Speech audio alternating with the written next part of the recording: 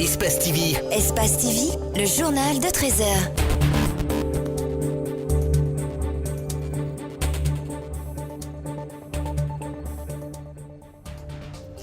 Il est 13h, merci de vous savoir nombreux sur Espace TV. Voici les titres de l'actualité.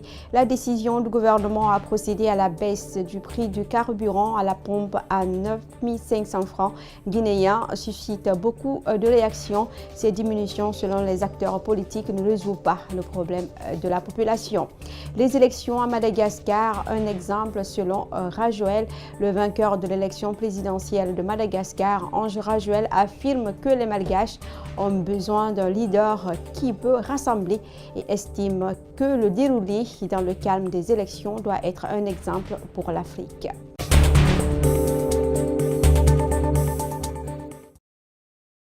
Voilà, c'était tout pour les titres. Bienvenue dans cette édition d'information. La décision du gouvernement a procédé à la baisse du prix du carburant à la pompe à 9 500 francs guinéens suscite des réactions. Des acteurs politiques et sociaux font entendre leur indignation. Ils parlent d'une baisse qui ne résout pas le problème. Nous avons un élément de reportage de Makiso et Lamine Silla.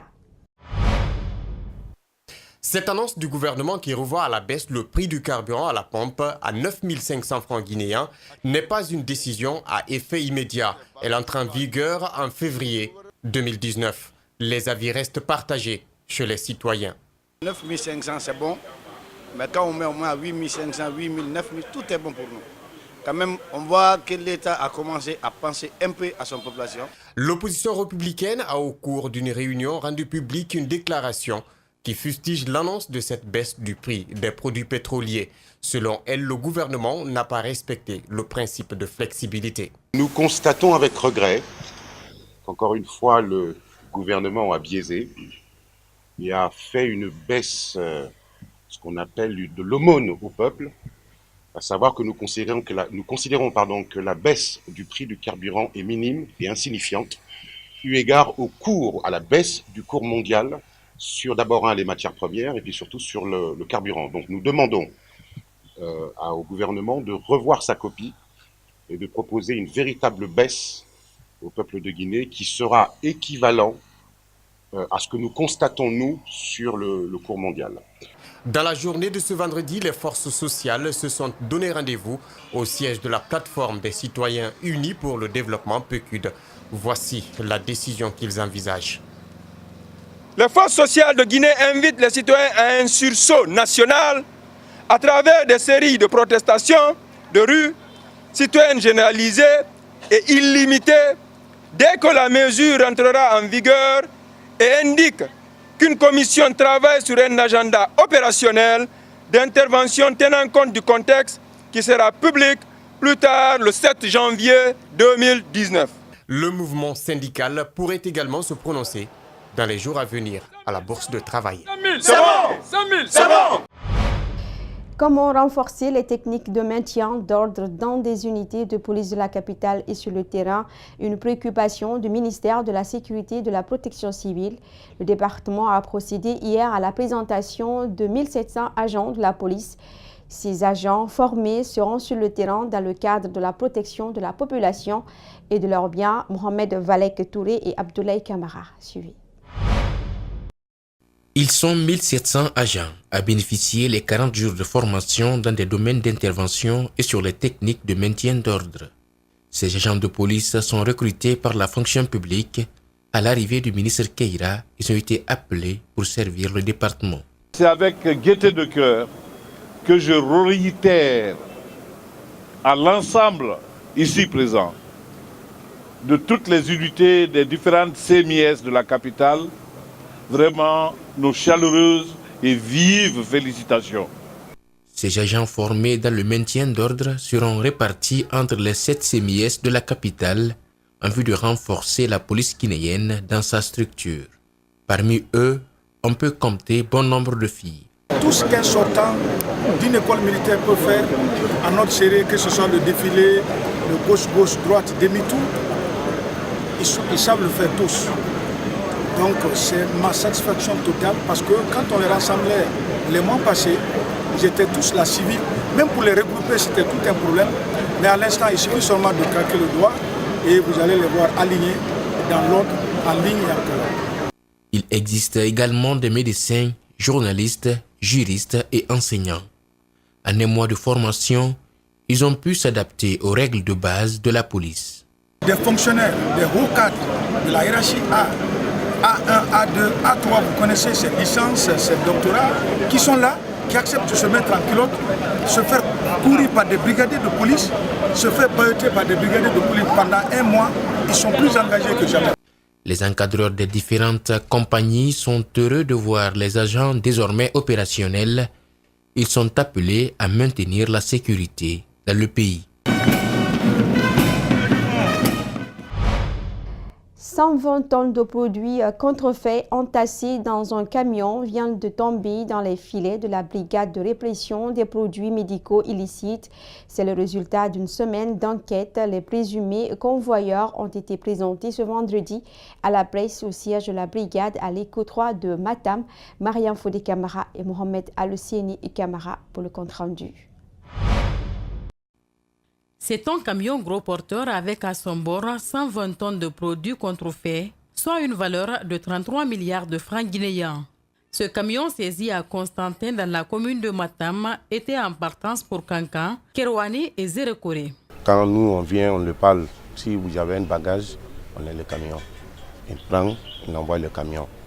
Je garde le camion là-bas, tel jour, 2 ou 3 jours, ils m'ont appelé, le camion est fini chargé. Quand on dit, c'est hier que dès qu'ils m'ont pris au Carrefour là-bas pour venir ici, c'est reconnu, mais là-bas, même les papiers, je n'ai pas regardé. Moi, j'ai venu garer le camion à côté des magasins. C'est là-bas maintenant qu'ils me prenaient ou bien ils envoyaient dans le marché, je ne connais pas. Le commandant de la brigade Médicrime revient sur les circonstances dans lesquelles l'opération a eu lieu. Nous avons filé 2 camions. L'un a été intercepté à partir du Carrefour Constantin et l'autre à partir de Kissoso. Nous avons saisi le premier camion qui est juste en face de vous, au niveau du Carrefour Constantin, hier dans la soirée. Nous avons essayé d'interpeller et nous avons rendu compte à monsieur le procureur. Le syndicat des pharmaciens, la présidente de l'ordre des pharmaciens ainsi que l'inspecteur des services de santé, tous se réjouissent des efforts menés par cette brigade. Je suis ému. Je n'ai même pas de mots. Parce que, et je veux dire, c'est une chance. J'ai dit tout à l'heure, je félicite les forces de l'ordre qui ont fait cette saisine. J'avoue que l'inspection n'est crédible au fait qu'ils ont pris le courage de nous accompagner. On ne peut que vraiment apprécier ça. Le procès du premier groupe arrêté il y a quelques jours a débuté le 27 décembre dernier au tribunal de Dixine et le processus pour ce second est déjà en cours. Les ordures ont-elles gagné contre l'État guinéen? La question mérite d'être posée car en dépit de toutes ces campagnes d'assainissement, le slogan Conakry ville propre n'est toujours pas une réalité. Plusieurs services ont été sollicités dans la lutte contre les ordures et avec la campagne d'assainissement lancée par le Premier ministre, ce sont des PME qui sont empêchées de verser des ordures au point de regroupement. Est-ce une solution? Élément de réponse avec Mamadou Saliouba et Aboubakar Din Kamara. De Matoto à Anta, de Koza à Simbayagar, Conakry fume partout. Ici, les ordures ont su régner que pour s'en débarrasser, les citoyens n'ont pas trouvé mieux que de les brûler. Un remède pire que le mal. Même pour partir à la mosquée, voici l'escalier là-bas, voilà l'escalier. Donc même partir là-bas, tout à fait problème, il faut que tu te contournes parce qu'il y a la fumée et il y a l'insalubrité. Regardez seulement. Les conséquences d'une mauvaise gestion. Depuis 3 mois, il est interdit aux PME de verser les ordures au point de regroupement. C'est l'une des politiques de la campagne d'assainissement lancée par le Premier ministre. Mais cette interdiction est loin d'être la solution car à la place des PME, ce sont des citoyens qui s'en occupent. La campagne d'assainissement, là, elle tue les PME. Parce qu'ils attendent 1 mois pour venir ramasser les ordures au niveau des points de regroupement. Pendant ce temps, il est interdit aux PME de déposer les ordures au point de regroupement. Les producteurs de déchets, vous pensez qu'ils vont rester avec les ordures à la maison, entassées là? Ils vont s'en débarrasser comme ils peuvent. Ils les mettent où? Dans les caniveaux, même chez les voisins. Le SPTD, le bataillon du génie militaire, l'ANASP, à Conakry, les ordures ont résisté face à tout le monde. Et pourtant, des gros montants sont débloqués chaque fois. Mais les ordures, devenues une source de revenus, font que l'argent n'arrive pas souvent à bon port. De 2000 à 2010, l'État n'a investi que 5 milliards pour l'assainissement de la ville de Conakry. Pour que vous ayez une idée. De 2010 à 2016, c'est plus de 75 milliards. Or, la ville n'a jamais été aussi sale. Les Guinéens n'ont jamais vécu dans un cadre de vie aussi désagréable. La Guinée et les ordures, c'est tout simplement un contrat à durée indéterminée. Les populations africaines sont vraiment liées. Les mêmes communautés vivent dans différents pays, on le sait déjà, avec les grands groupes ethniques de l'Afrique de l'Ouest et de l'Afrique centrale. Eh bien, les Kissi présents en Guinée, au Libéria et en Sierra Leone sont aussi au Kenya. De simples informations à la réalité. Un Kikuyu du Kenya a choisi de fêter le nouvel an à Gekedu cette année. Il est Kamano et c'est jeudi qu'il est arrivé à Conakry. Mariam Fodi Kamara et Aboubakar Din Kamara. Suivi. Un Kissi du Kenya en Guinée. George a choisi de célébrer le nouvel an au pays Kissi à Gekedu. À l'aéroport international de Conakry-Bessia, il est accueilli par François qu'il a rencontré à Nairobi. Ils sont tous les deux Kamano, mais de nationalités différentes. C'est la première fois qu'il soit au courant qu'il existe ici les Kamano en Afrique de l'Ouest. Donc, une fois qu'on lui a informé, il a annulé son voyage et il a accordé le rendez-vous. À l'hôtel même, il est venu en première position. Moi qui l'attendais, c'est lui qui est venu m'attendre. Il était aussi curieux de m'écouter, de m'entendre. Donc pendant maintenant ces séances, la communauté, le cadre de concertation, par le biais de JTK, elle dit, bon, Kamano, c'est possible que l'on puisse inviter notre frère pour qu'il vienne se ressourcer. Voilà. Et aussi, c'est aussi un moyen pour non seulement établir le lien entre le Kenya et la Guinée, entre les Kissia du Kenya et les Kissia de la Guinée. C'est sur invitation des membres du cadre de concertation des jeunes de Gekedu que la visite de ce jeune entrepreneur a été possible. Elle s'inscrit dans le cadre du raffermissement des liens entre les communautés kissiennes du Kenya et de la Guinée. On n'est pas sans savoir qu'il y a des Kissi ou des Gekedu qui sont nés ailleurs, qui n'ont jamais foulé le sol de Gekedu. Donc nous mettons à profit ces fêtes-là pour les faire venir chez eux afin qu'ils découvrent les conditions dans lesquelles vivent leurs parents.